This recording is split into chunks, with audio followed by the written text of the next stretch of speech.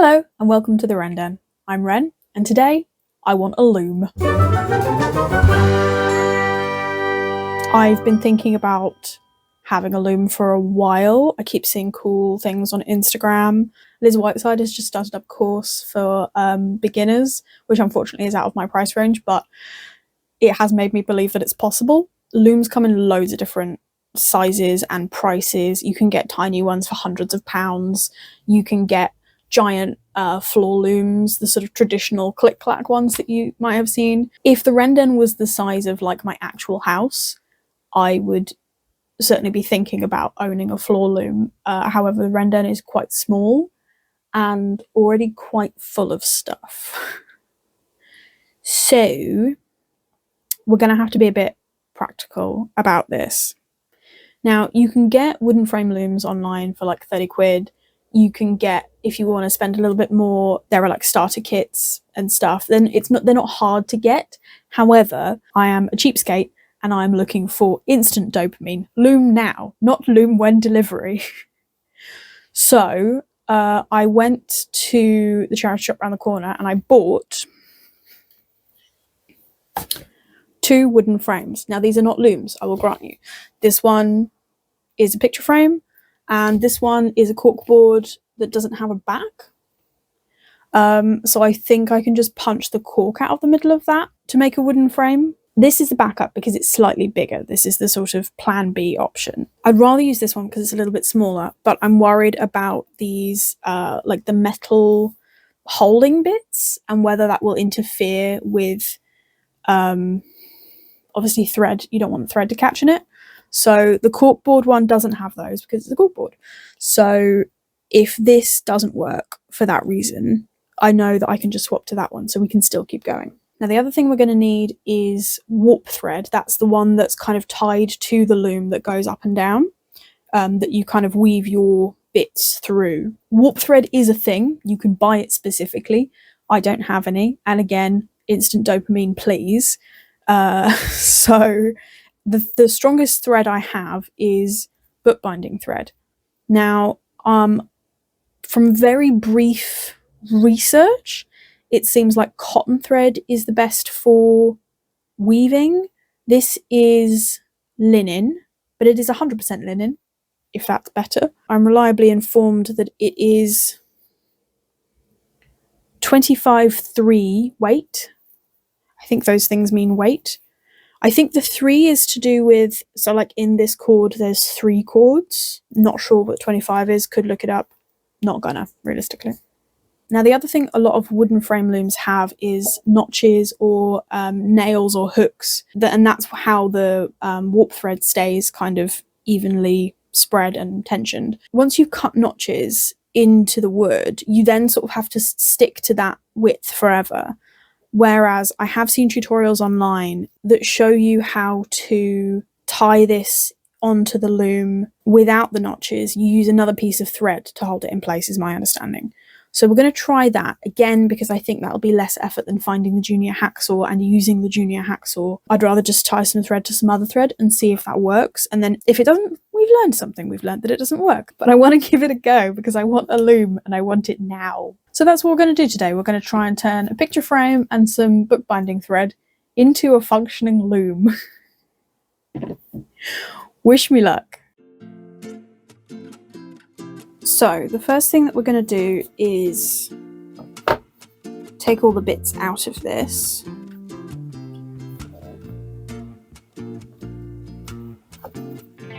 There's the back.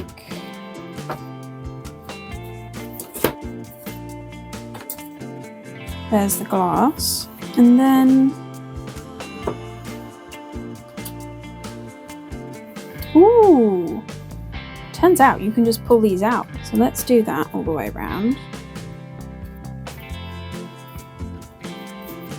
Okay, those are a bit scary.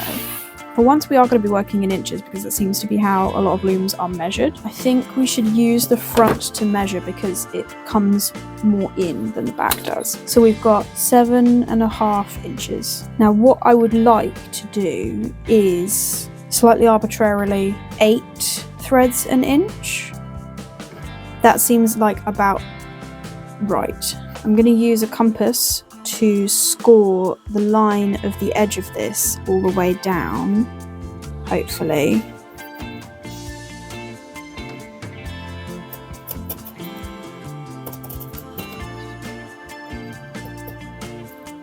Just so that we can see where it goes. And I'll do the same on the other side.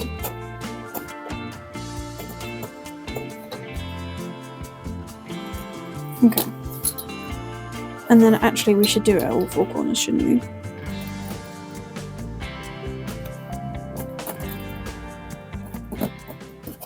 Okay, so I have scored each of the ends to make it clear kind of what distance we're working with. That's worked actually quite well on this dark wood because I can't mark it with a pen because it's already black.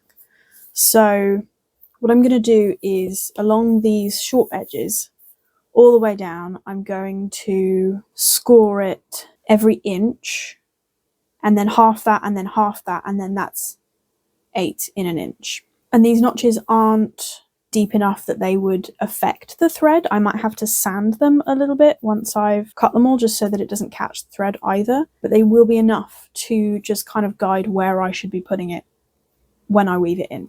So let's scratch a bunch of marks into this frame. 1 inch, 2 inches, 7, and I think maybe we should do the halves as well while we're here. Oh. That's so inaccurate. That's going to be really easy to figure out later. Now let's draw these all down. I think I'm actually going to use a clear ruler because then I can sort of see that I'm even a bit more.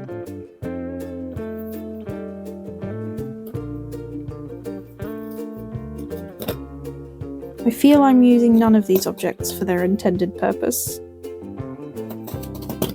Okay, some of these are not as accurate as others, but loosely we're on track. So now we have to halve these.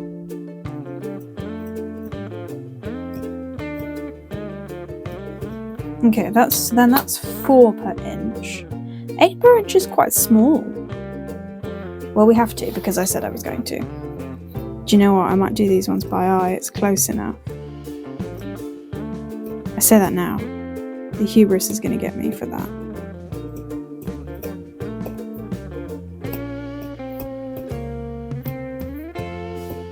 Okay, and then we have to pull all of those down so that they meet both sides. Let's use the plastic ruler again for that so I can see what I'm doing. A compass is not a very comfy thing to hold, especially when you're carving into something. It's not particularly fun. Now we have to do that to both sides, so let's flip it over and go again. I've done something weird here. Why is that so small? Oh, because this one's wrong. Can't really rub stuff out. So I'm just gonna have to work around that.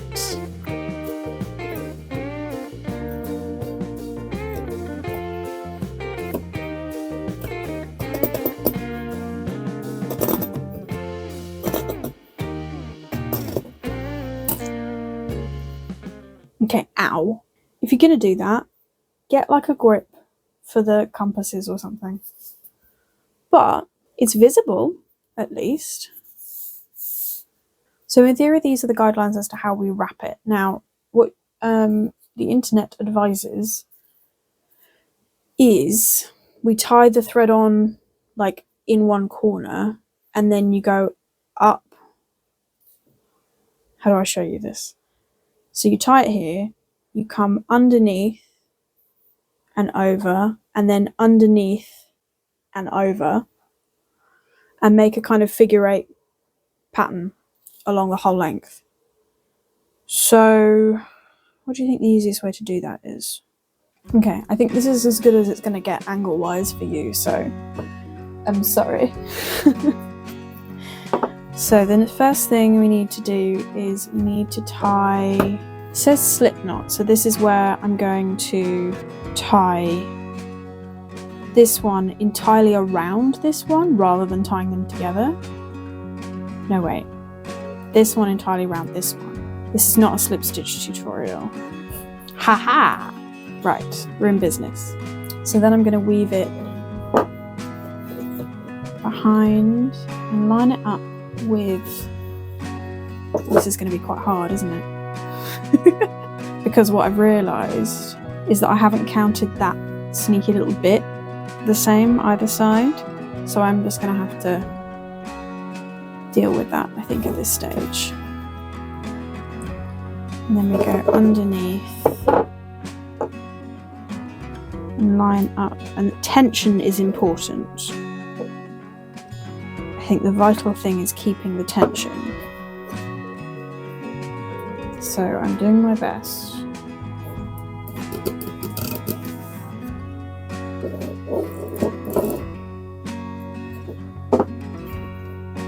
I think in my head this was a really quick process, and it's clearly not going to be. It also is a little bit painful to keep tension on the threads all the time. But a shape is forming.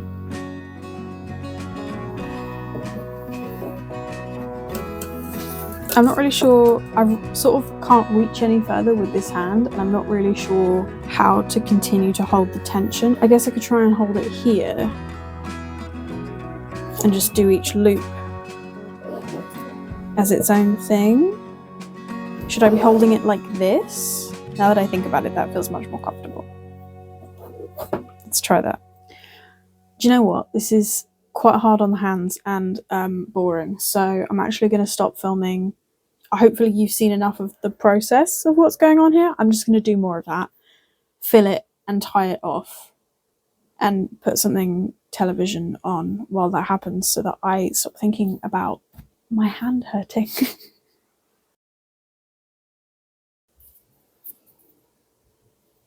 Ta-da!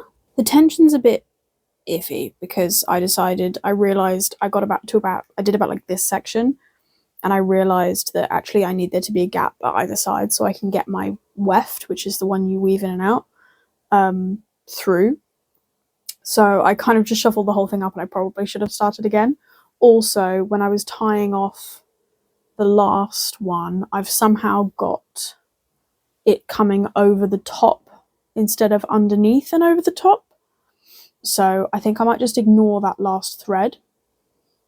Now the next thing I need to do, I think, is using the same thread, tie onto here, weave along like I would if I was actually weaving, and then come back and then tie it again and do that at the other side, making sure that the threads stay the right distance apart, and that should hold it in place enough that when I weave in it, it won't just wander.